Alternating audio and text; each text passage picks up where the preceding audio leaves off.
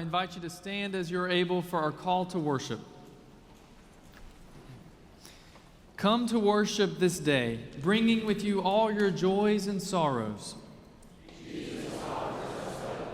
Come to worship this day, believing in the power of God through Jesus Christ. Come to worship this day, feeling the presence of God. Children of God, let us worship.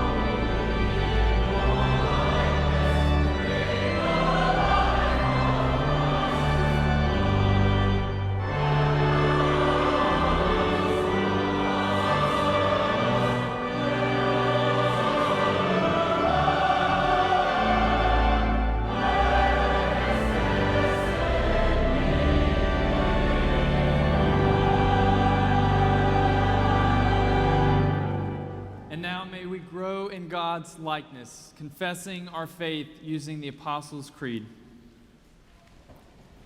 I believe in God the Father Almighty, maker of heaven and earth, and in Jesus Christ, his only Son, our Lord, who was conceived by the Holy Spirit, born of the Virgin Mary, suffered under Pontius Pilate, was crucified, dead, and buried. The third day he rose from the dead. He ascended into heaven, and sitteth at the right hand of God the Father Almighty. From thence he shall come to judge the quick and the dead. I believe in the Holy Spirit, the holy Catholic Church, the communion of saints, the forgiveness of sins, the resurrection of the body, and the life everlasting. Amen.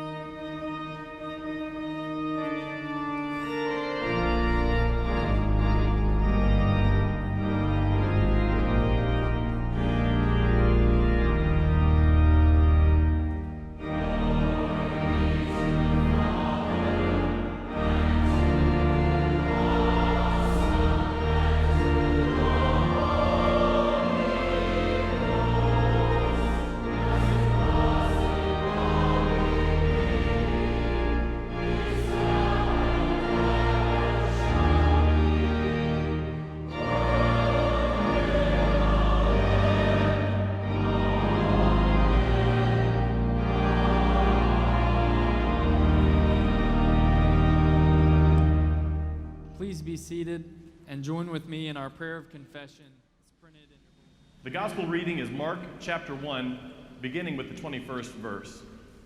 And they went into Capernaum, and immediately on the Sabbath he entered the synagogue and taught. And they were astonished at his teaching, for he taught them as one who had authority, and not as the scribes.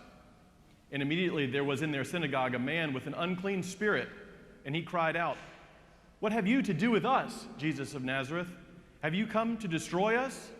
I know who you are, the Holy One of God." But Jesus rebuked him, saying, "Be silent, and come out of him." And the unclean spirit, convulsing him and crying with a loud voice, came out of him. And they were all amazed, so that they questioned among themselves, saying, "What is this? A new teaching? With authority he commands even the unclean spirits, and they obey him." And once his fame spread everywhere throughout the surrounding region of Galilee. This is the word of God for the people of God. Thanks be to God.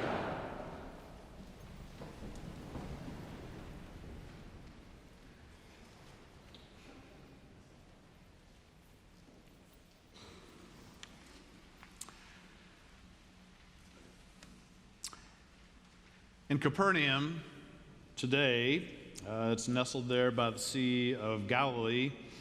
There is a church that's built over a really amazing archaeological find. The church, I should say, looks suspiciously like the Millennium Falcon from Star Wars. Strange architecture.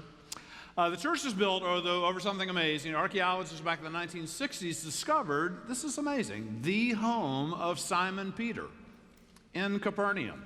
And this is where Jesus lived and where he worked. And so over that home, Christians began to worship in that home after Jesus died and was raised. And then in the 5th century, they built a church over it, and now they have the big Millennium Falcon church over it. I like this idea, though, that the foundation of a church is a home. All these people coming to join the church today, I hope you're not thinking, I want to sign up to go to that lecture hall and this concert hall. You're joining a church family. This, we hope, will be your church home, your home with God, your home with us. Robert Frost said, home is the place where when you have to go there, they have to take you in, which I like. We all have this yearning for home. I would commend to you Ann Tyler's wonderful novel, Dinner at the Homesick Restaurant. Ezra unexpectedly is given Mrs. Scarlatti's restaurant when she died, and he decided to repurpose the restaurant and call it the Homesick Restaurant.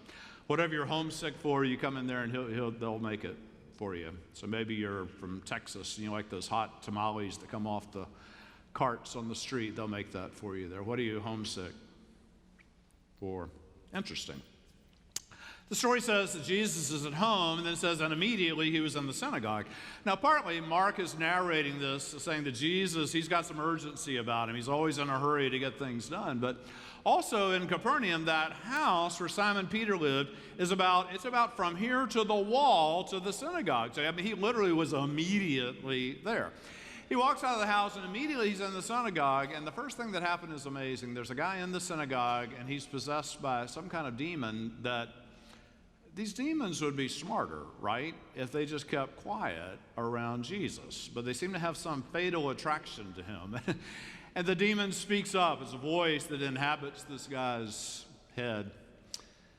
Jesus sees it. I've stood there many times on that limestone floor of that synagogue, and I've tried to think, what are the voices that possess me, that possess us? Sometimes like whack-a-mole, right? You got all these voices in your head. And so sometimes, like for me, they're voices of just kind of negativity. They're voices of kind of a judgmental spirit. That's so delicious, isn't it, to judge other people? Sometimes it's political rancor. That's really delicious, right? You pass judgment on other people. All kinds of negative voices that are in our heads. And what's interesting is that Jesus doesn't pulverize the demon inside the guy, because I guess Jesus suspected that if he pulverized the demon, he might pulverize the person. He wants the person to live and survive. So what Jesus does, in Greek, it's really interesting. Mark uses the word phimothete, and it gets translated something like be silent. It's a really rude word that you wouldn't say in mixed company. It's like, shut up. hush. Jesus has no patience with these voices that are in our heads. He says, be silent, be quiet. Hush. This brings us to talk about a really important thing, which is mental illness. Mental illness. What we find in the Gospels is that Jesus encounters people with mental illness, and he loves them. He cares for them. He cares for the people. Everybody else averts their gaze. He cares for and loves the people who wind up ostracized by everybody else because of what's going on inside them. You know, back a few years back when we did our Emotionally Healthy Spirituality series, I said then that, like, as a church, we're really good at cancer. If somebody in our church family says, I have cancer, we're good at that. We rally to that. We go, oh, yeah, and we have prayer chains, and we bake casseroles for them, and we give them prayer shawls, and we ask, how was your chemo treatment the other day? I'm sure you don't feel well. Oh, well, let me pray. We're really good at cancer. But I think when it comes to mental health, we're not so good. If somebody says, my husband's schizophrenic, or my son battles such severe depression, he's had to drop out of school. Or if you say at church, I'm bipolar. People don't bake you casseroles. They don't ask how you're doing even. They don't know what to say. They just kind of avert their gaze. In this morning's New York Times, there's an article by a friend of mine named Kate Bowler. Kate is a professor of theology at Duke Divinity School. She's suffering from stage 4 colon cancer. She is a young mom suffering from stage 4 colon cancer. In her article, she talks about what it's like to live with cancer, and a lot of it is about how utterly unhelpful people can be, including church people. She says she has the cancer, and people tell her so much dumb stuff. They tell her stuff like, if you just have a positive attitude, I think that's the thing. If you just have a positive attitude, I'm sure you'll lick that cancer. Or people say, if you just pray, I'm sure God will cure you of that cancer. Or people say, there's this diet. If you just eat and drink these things, then I'm sure you'll be better from your cancer. What do we say that's dumb to people that battle mental health? Like, yeah, just pray, you'll be better. Maybe your diet, you change your diet a little. Maybe if you just have a positive attitude, you'll just be better. I think generally we don't say anything at all, though. We treat people with mental illness with silence. There's a book by an Episcopal priest. Mark me on this. It's an Episcopal priest, pastor of a congregation named Elizabeth Green McCrate. And she wrote a book about her own mental illness, her own battle with severe depression, and how her church just didn't know how to cope with this, even though, as it turns out, pastors who suffered depression actually have huge amounts of empathy for people because they know what the darkness is like. She wrote a book about her story with severe depression as a pastor, and she titled her book, it's a line from Psalm 88, Darkness is my only companion. You got to think about that. Darkness is my only companion. So this is interesting. Back in 1992, I was in my first year as the pastor of the Davidson United Methodist Church, and I announced that I was going to preach on homosexuality one Sunday. This was kind of shocking back then. So it was like Easter attendance, right? Everybody was there. And what was controversial about the sermon was my very first sentence. My very first sentence, I said, every one of us in this room knows and loves somebody who's gay. People walking out of the door said, I don't know or love anybody who's gay. I restrained myself from saying, you are a total doofus. Do you know this? Nowadays, if I say every one of us in this room knows and loves somebody who's gay, none of you are going to argue with me. You know this is true. Let's change it a little. What if I say every one of us in this room knows and loves somebody who's struggling with mental illness? You're not going to argue with me. If you do, you would be wrong. Every one of us in this room is impacted by this. The very fact that I've mentioned it, it's been going on all morning today. I just bring up the topic, and people walking out of church, and I'm sure I'll get phone calls and emails later, they'll say, oh my gosh, let me tell you what we're dealing with. There's a kind of weird shunning in society that just doesn't make any sense at all. And it probably says more about our own fears and insecurities than anything else. I grew up in Columbia, South Carolina. And in Columbia, if you ever did anything, it's just kind of weird or questionable. People would say, hey, you're going to wind up on Bull Street. Now, if you're not from Columbia, you don't know what that means. But on Bull Street in Columbia, for years, there was the state mental hospital, which until the 1950s was called the State Insane Asylum. And people would say, you're going to wind up on Bull Street. Ha, ha, ha. Why is that funny? Why is that funny? And then when I was in divinity school, I did a summer internship at Broughton Hospital in Morganton. And I would tell people this, and they'd be like, oh, yeah, that's where you ought to be at Broughton. Ha, ha. Hope they can help you while you're there. Ha, ha. Why is that funny? And if it seems funny to people, how funny is it to the people that need to be there or battle any other kind of mental illness? Try talking to parents who have a child with any kind of challenge. What they can tell you is this. People are kind. They ask me all the time, how are your children? We appreciate that. All parents get that. It's a great thing. But you see, what happens is there's a right answer and there's a wrong answer to the question. Somebody says, how's your daughter? The right answer is, oh, she's in her third year at Harvard making straight A's. She's on the lacrosse team, and she's already earned a postdoctoral fellowship to do something incredible in London. That's the right answer. The wrong answer is, my son battles such severe depression, he's had to drop out of school and he can't keep a job. And people shudder. Don't know what to say.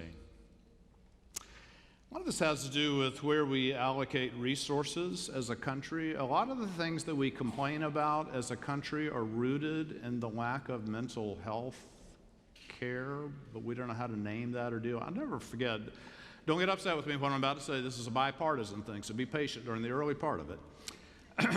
I'll never forget the morning after the 1980 presidential election. I went to school the next day, and my professor, Orville Wintermute, wonderful man, came in. It was a Hebrew class, and he sat down at the table, small number of us. He tried to teach Hebrew, and then he just lost it. He just put his head down on the table, and he's sobbing. And we're like, what? And finally, he gathered himself, and he said, I followed Ronald Reagan's career. He said when he was governor of California, he had an atrocious record because he dismantled all kinds of mental health care. He's an advocate for the getting rid of mental health. I think he's going to do this in our country, and we're going to suffer from a lack of funding and programming for people battling mental illness. And he said the result of this we'll have an increase in homelessness and an increase in crime. He's been right about that, but it's a bipartisan thing.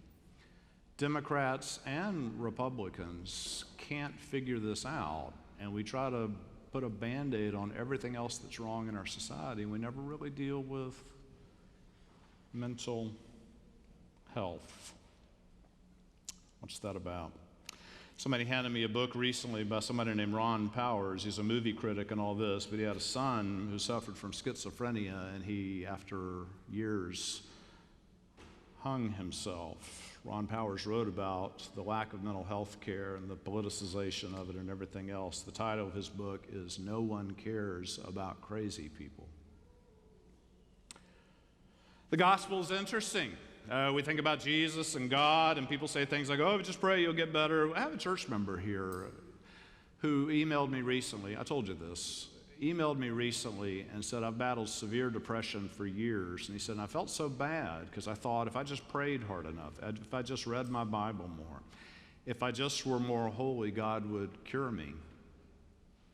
He said, I finally figured out that I'm just somebody who is depressed. Interesting. Christian Wyman is a theologian, teaches at Yale. He also teaches in their sacred music department. He has battled both cancer and depression. He wrote this: if God is a salve applied to unspeakable wounds or an escape from a life too hard to bear, then I have to admit it is not working for me. My turn toward God has not lessened my anxiety, and I find myself continually falling back into wounds, wishes, and terrors. We're about to embark on a series in our church, and you guys ignore me sometimes. And if you do it this time, I'm going to be really annoyed with you. We're doing a mental health series, and there's a brochure about it, and it's got all these really important things that every one of us, because we're all impacted by it, all of us need to think about. It's going to start on February the 19th. Justin Perry. Justin's amazing. I've heard him speak on these. He's incredible. He's going to be with us. Warren Kinghorn's coming from Duke. All kinds of stuff around mental health. This will really help us with something that we need so very desperately. See, what the gospel does as a minimum, it's a couple things. One is Jesus redefines our worth. Part of the affliction of mental health is that we live in a society that defines worth by stuff like, hey, do you have a great job? Hey, do you live in a cool house? Hey, do you make a lot of money? Hey, did you go to Duke or not? Whatever. We do this kind of stuff. How productive are you? We have all these inflated expectations. Jesus does not define our worth in this way. You have Facebook. Facebook is just so, if you're on Facebook, everybody in there is just so giddy happy all the time. And if you go on Facebook and say, I'm really miserable, people say it's bad form. Don't do that. It's interesting to me. I have a friend right now who's going through a really tough place in his life. And you know what he said? He said, just to cope, I had to get off Facebook. You have to think about that. If somebody having a tough time in their life has to get off Facebook, what does that say about Facebook for the rest of us? All the rest of the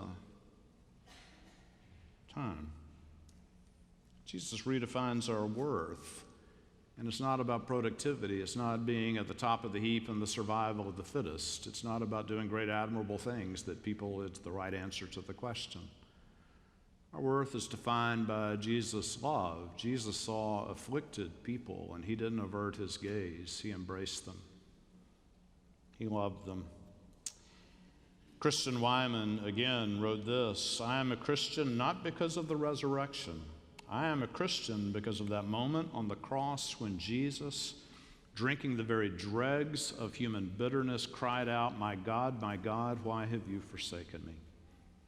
The point is that God is with us, not beyond us, in our suffering. Here's something. Did you see this? Theresa May in the United Kingdom recently created a new cabinet position, the Minister of Loneliness. I love that. We need that in the United States. The Minister of Loneliness, what they detected in the United Kingdom, has got to be true for the United States as well, is that loneliness is of such epidemic proportions. It's having an impact on the workforce. It's having an impact on crime. It's having an impact on medical care, on all of these things. So they're trying to ask, what can we do about loneliness? What can the church do about loneliness and mental health? You know what is the worst thing that people battling mental illness face? It is that darkness is their only companion. And you try to talk about it at church, and somebody will avert their gaze. This should not be in church. We talk about embrace hospitality. Talk about grow deeper. We talk about all these things. The question we're trying to ask is, what kind of church are we going to be? I talk to people sometimes and they say, I'm having a horrible time in my life. I just can't go to church right now. This just kicks me in the gut. It should be, I'm having a hard time at church. I must be at church because there are people there who will love me. I close with a story. This wasn't in my notes, but it occurred to me this morning, and I think it's fitting somehow. Back from 1986 to 1991, I was a pastor of a little church in northeast Charlotte called Plaza United Methodist, kind of where Plaza hits Milton Road out there where people in our neighborhood never go. And it was a lovely church. The people there, a lot of them were unemployed, were on public assistance, or had minimum wage jobs. None of them were educated or anything. What was amazing about that church, though, is that they knew how to be church. They knew how to be the church. So every Sunday, I would stand in front and I would say, do we have any prayer requests? And people would tell all kinds of things, and it was welcome. The most radical example Being this, one Sunday I stood up and I said, does anyone have a prayer request? A woman stood up, and I knew what she was going to say because I'd been with her the night before at the jail downtown. She looked at her church family and she said, I want you to pray for my husband. She said, last night he was arrested again for exposing himself in public. No one tittered, no one whispered, no one raised their eyebrows. They nodded. We prayed. The service was over. Everyone embraced her. They started bringing casseroles to her house. I wouldn't dare predict what would happen if something like that were said here. But let's be honest with each other.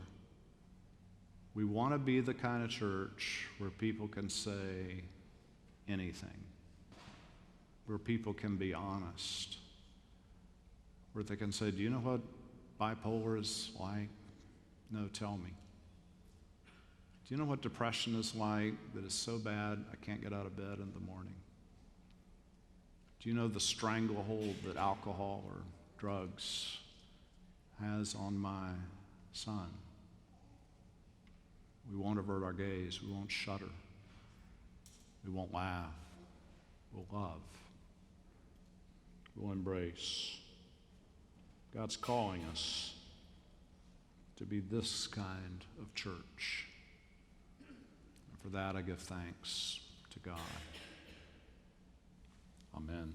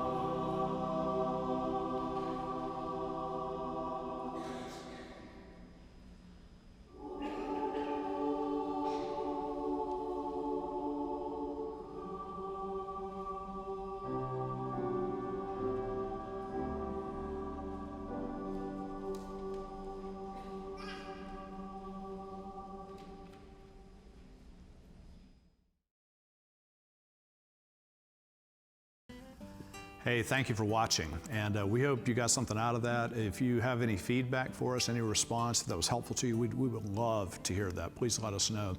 And everything that we put out is free, and we want it to be that way, but if you're able and feel led to support the mission of our church or the cost of providing this online content, here's how to do so.